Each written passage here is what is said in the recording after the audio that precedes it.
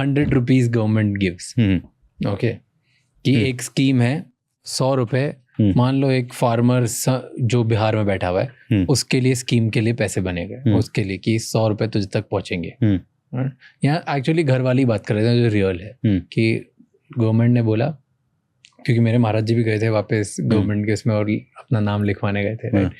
तो गवर्नमेंट ने बोले पैसे मिलेंगे, राइट, कितने मिलेंगे पर इंसान, मान लो कि 1 लाख रुपए देने, और गवर्नमेंट ने अनाउंस कर दिया।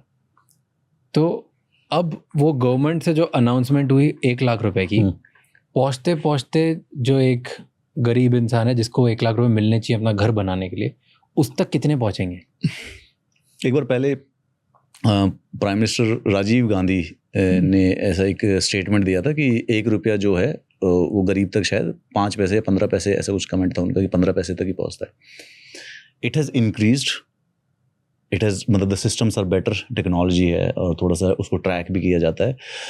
2 तरीके की स्कीम होती है राज। एक तो इंफ्रास्ट्रक्चर, जैसे बावड़ी बनानी है, कुएं बनानी है, वृक्षारोपण करना है, इसमें तो जैसे बताया उसमें तो 100% भी उड़ा देते हैं कभी कभी।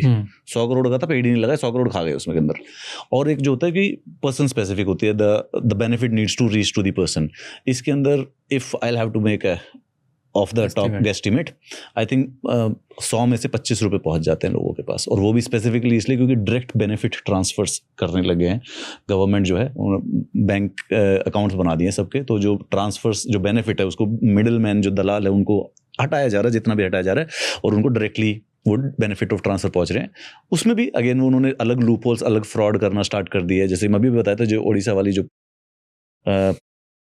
लास्ट नेम इन्होंने किया 83 करोड़ रुपए का एमजी नरेगा का। एमजी नरेगा एक स्कीम है जिसमें गवर्नमेंट गांव के लोगों को एम्प्लॉयमेंट प्रोवाइड कराती है साल के 100 दिन तक, ठीक है। तो 100 दिन का लिए इनको काम बताना पड़ता है कि आपको ये अनस्किल्ड काम करना पड़ेगा, तालाब बना दीजिए या कुछ और कंस्ट्रक्शन कर दीजिए, और उसके बाद जो पेमेंट है वो गवर्नमेंट की तरफ से आती है।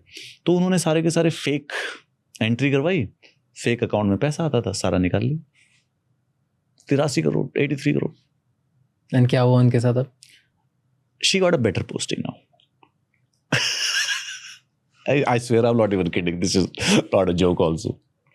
उसको वापस रीइंस्टेट कर लिया भाई, 1-2 साल के लिए कलेश सस्पेंड करके। और ये पब्लिकली प्रूव हो गया कि उन्होंने किया है।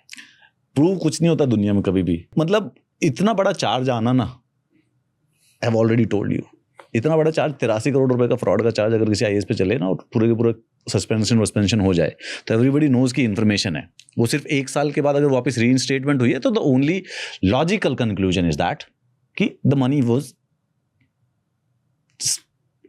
Money reached where it was supposed to reached. पहले नहीं पहुंची थी, इसीलिए ये बात बाहर आई, अब जहां पे पहुंच रही थी वहां पहुंच गई।